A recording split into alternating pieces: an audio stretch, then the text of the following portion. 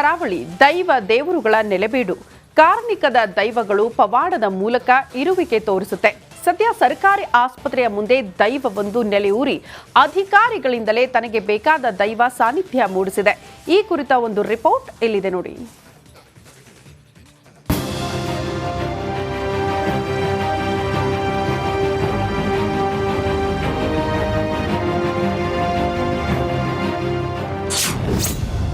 ಆಸ್ಪತ್ರೆ ಮುಂದೆ ಗೋಳಿಗ ದೈವ ಪ್ರತಿಷ್ಠಾಪನೆ. ಮೊದಲು ಸಮಸ್ಯೆ, ಈಗ ಎಲ್ಲದಕ್ಕೂ ಮುಕ್ತಿ. ತುಳುನಾಡು ಅಂದ್ರೆ ದೈವಗಳ ನಾಡು ಅಂತ ಹೇಳ್ತಾರೆ. ಆ ಚಂದದ ನಾಡಿನಲ್ಲಿ ದೈವಗಳಿಗೆ ದೇವರಷ್ಟೇ ಮಹತ್ವ ಇದೆ. ಪ್ರತಿ ಮನೆ, ಸಾರ್ವಜನಿಕ ಸ್ಥಳಗಳಲ್ಲಿ ದೈವಗಳ ಸಾನ್ನಿಧ್ಯ ಇದೆ. ಜನರು ಭಕ್ತಿಯಿಂದ ದೈವಗಳನ್ನ ಆರಾಧಿಸ್ತಾರೆ. ಸದ್ಯ ಸರ್ಕಾರಿ ಜಿಲ್ಲಾಸ್ಪತ್ರೆ ಮುಂಭಾಗದಲ್ಲೂ ದೈವದ ಪ್ರತಿಷ್ಠಾಪನೆ ಮಾಡಲಾಗಿದೆ.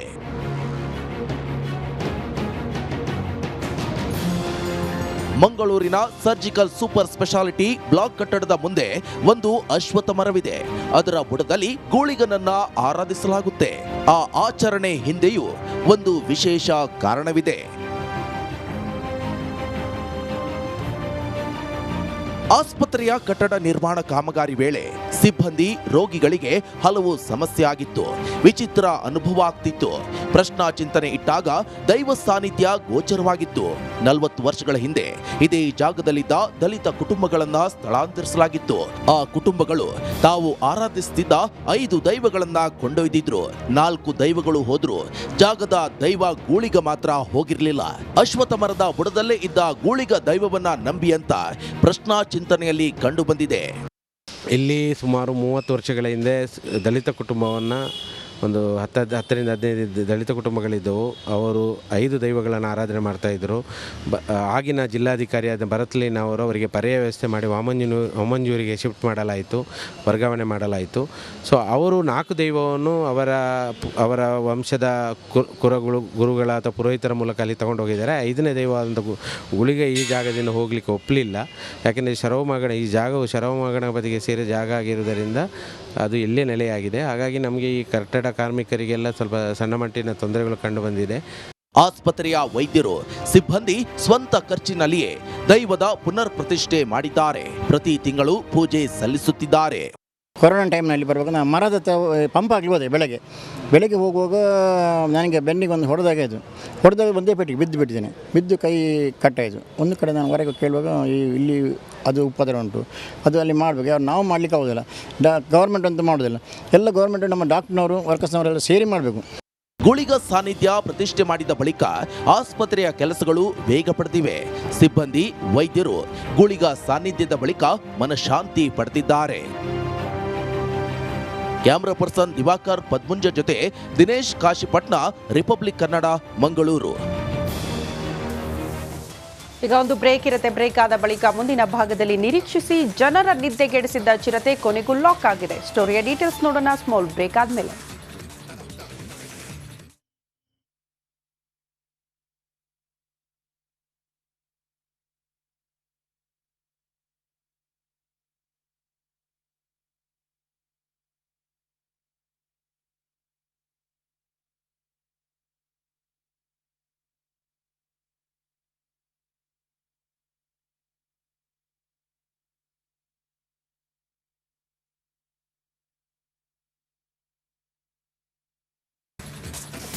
(17A) ಮತ್ತು 19 ಆಕ್ಟ್ ನಡುವಿನ ವ್ಯತ್ಯಾಸ ಏನು? ರಿಪಬ್ಲಿಕನ್ ಜೊತೆ ಹಿರಿಯ ವಕೀಲ BV ಆಚಾರ್ಯ ಎಕ್ಸ್ಕ್ಲೂಸಿವ್ ಆಗಿ ಮಾತನಾಡಿದ್ದಾರೆ.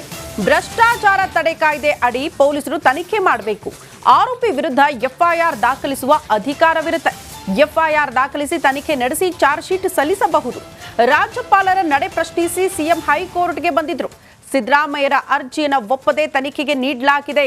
ತನಿಖೆಗೆ ಅನುಮತಿ ನೀಡಿರುವ ಹಿನ್ನೆಲೆ FIR ಹಾಕಬಹುದು. ಇನ್ನು ಮುಂದೆ ತನಿಖೆ ಮಾಡಬಹುದು. ಯಾವುದೇ ತನಿಖಾ ಸಂಸ್ಥೆ ಕೂಡ ಈ ವಿಚಾರಕ್ಕೆ ಸಂಬಂಧಪಟ್ಟಂತೆ ವರದಿ ಕೊಡಬಹುದು ಅಂತ BV ಆಚಾರ್ಯ ಎಕ್ಸ್ಕ್ಲೂಸಿವ್ ಆಗಿ ರಿಪಬ್ಲಿಕನ್ ಜೊತೆ ಮಾತನಾಡಿದ್ದಾರೆ. ಸಿಎಂ ಸಿದ್ದರಾಮಯ್ಯವರ ವಿರುದ್ಧ ಕೇಳಿಬಂದಂಥ ಮೂಢ ಹಗರಣದ ವಿಚಾರವಾಗಿ ರಾಜ್ಯಪಾಲರು ಪ್ರಾಸಿಕ್ಯೂಷನ್ಗೆ ಅನುಮತಿ ಕೊಟ್ಟಂಥ ವಿಚಾರಕ್ಕೆ ಸಂಬಂಧಪಟ್ಟಂತೆ ಅದನ್ನು ಯಾವುದೇ ಕಾರಣಕ್ಕೂ ಕೂಡ ಅನುಮತಿ ಕೊಡಬಾರದು ಅಂತೇಳಿ ಅದನ್ನು ಪ್ರಶ್ನಿಸಿ ಅರ್ಜಿ ಸಲ್ಲಿಕೆ ಆಗಿತ್ತು. ಇವತ್ತು ಜಡ್ಜ್ಮೆಂಟ್ ಅನ್ನ ಕೊಟ್ಟಿದೆ. ಮಾತಾಡೋದಕ್ಕೆ ಈಗ ನಮ್ಮೊಂದಿಗಿದ್ದಾರೆ ಹಿರಿಯರು ಹಾಗೂ ಕಾನೂನು ತಜ್ಞರಾಗಿರುವಂಥ BV ಆಚಾರ್ಯ ಅವರು. ಸರ್ ನಮಸ್ಕಾರ. ಸರ್, ಈಗ ನೀವು ಜಡ್ಜ್ಮೆಂಟ್ ಕಾಪಿಯನ್ನು ಗಮನಿಸಿದ್ರಿ ಅಂತ ಭಾವಿಸ್ತೀನಿ. ಏನು ಅನ್ನಿಸ್ತು ಸರ್ ಜಡ್ಜ್ಮೆಂಟ್ ಕಾಪಿ ನೋಡಿದ ಬಳಿಕ? ನೋಡಿ, ಈಗ ಜನರಲಿ ಮಾತಾಡುವಾಗ ಪ್ರಾಸಿಕ್ಯೂಷನ್ಗೆ ಅನುಮತಿ ಕೊಟ್ಟಿದ್ದಾರೆ ಅಂತ ಹೇಳ್ತಾರೆ. ಅದು ಸರಿಯಲ್ಲ. ಈಗ mainly offence under the prevention of corruption act. ಈಗ ಪ್ರಿವೆನ್ಷನ್ ಆಫ್ ಕರಪ್ಷನ್ ಆ್ಯಕ್ಟ್ನಲ್ಲಿ ಏನಾದರೂ ಒಂದು ಒಫೆನ್ಸಿಗೆ ಇನ್ಫಾರ್ಮೇಷನ್ ಪೊಲೀಸಿಗೆ ಕೊಟ್ಟರೆ they have a right to register FIR and investigate and then file a charge sheet if it is found. That was the law till recently. But ಈಗ ಒಂದು amend ಮಾಡಿ ಈ ಪ್ರಿವೆನ್ಷನ್ ಆಫ್ ಕರಪ್ಷನ್ ಆ್ಯಕ್ಟ್ನಲ್ಲಿ public servant ಮೇಲೆ even investigation ಮಾಡುವ ಮೊದಲೇ ಈ public servant ಯಾರಿದ್ದಾರೆ ಅವರ ಸುಪೀರಿಯರ್ ಕಾಂಪಿಟೆಂಟ್ ಅಥಾರಿಟಿಯ ಪ್ರಯರ್ ಅಪ್ರೂವಲ್ ಇಲ್ಲದೆ ರಿಜಿಸ್ಟರ್ ಮಾಡಿ ಇನ್ವೆಸ್ಟಿಗೇಟ್ ಮಾಡಲಿಕ್ಕೆ ಆಗೋದಿಲ್ಲ ಅಂತ ಸೆಕ್ಷನ್ 17A ಮಾಡಿದ್ದಾರೆ. ಹಾಗಾಗಿ ಈಗ ಈ ಅರ್ಜಿದಾರರು ಪೊಲೀಸ್ನವರಿಗೆ ಈ prevention of corruption act offence police ಅಂದರೆ ಇಟ್ ಈಸ್ ಲೋಕಾಯುಕ್ತ ಪೊಲೀಸ್. ಅವರಿಗೆ ಈ ಪ್ರಕರಣವನ್ನು ತನಿಖೆ ಮಾಡುವ ಅಧಿಕಾರ ಇರೋದು. That is prevention of corruption act ಪ್ರಕಾರ. ಸೊ ಅವರು ತನಿಖೆ ಮಾಡಬೇಕಾದ್ರೆ ಕೂಡ prior approval of the competent authority ಬೇಕು. So complainants have approached the governor, who admittedly is the competent authority so far as chief minister is concerned, and the governor has granted that approval. It is investigation ಮಾಡಲಿಕ್ಕೆ ಅನುಮತಿ ಕೊಟ್ಟಿದ್ದಾರೆ. ಅದನ್ನು ಪ್ರಶ್ನಿಸಿ ಅವರು ಇಲ್ಲಿ ಈಗ ಹೈಕೋರ್ಟಿಗೆ ಬಂದದ್ದು. ಈಗ ಈ ಜಡ್ಜ್ಮೆಂಟ್ನಲ್ಲಿ ಹೈಕೋರ್ಟು ಅರ್ಜಿದಾರರ ಮುಖ್ಯಮಂತ್ರಿಗಳ ಯಾವುದೇ ಕಂಟೆನ್ಷನನ್ನು ಒಪ್ಪದೆ ಗವರ್ನರ್ ಕೊಟ್ಟ ಆರ್ಡರ್ ಕರೆಕ್ಟ್ ಅಂತೇಳಿ ಅಪ್ಹೋಲ್ಡ್ ಮಾಡಿದ್ದಾರೆ.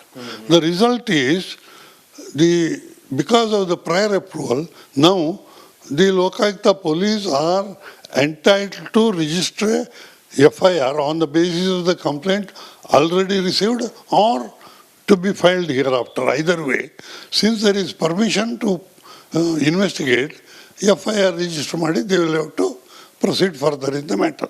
Thank you so much sir. ನೋಡಿ, ಈಗ ಇದು ಕಾನೂನು ತಜ್ಞರಾಗಿರುವಂಥ BV ಆಚಾರ್ಯ ಅವರ ಮಾತು. ಕೆಲವೊಂದು ವಿಚಾರವಾಗಿ ನಾವು ಸ್ಪೆಕ್ಯುಲೇಟ್ ಮಾಡೋದಕ್ಕಾಗೋದಿಲ್ಲ. ಕಾನೂನಾತ್ಮಕವಾದಂಥ ಹೋರಾಟಗಳು ನಿತ್ಯ ನಿರಂತರವಾಗಿರುತ್ತೆ ಅನ್ನುವ ಮಾತನ್ನು ಕೂಡ ತಿಳಿಸಿದ್ದಾರೆ. ಕ್ಯಾಮ್ರಾ ಪರ್ಸನ್ ಮಂಜು ಜೊತೆ ನಾಗೇಂದ್ರ ಬಾಬು, ರಿಪಬ್ಲಿಕ್ ಕನ್ನಡ, ಬೆಂಗಳೂರು.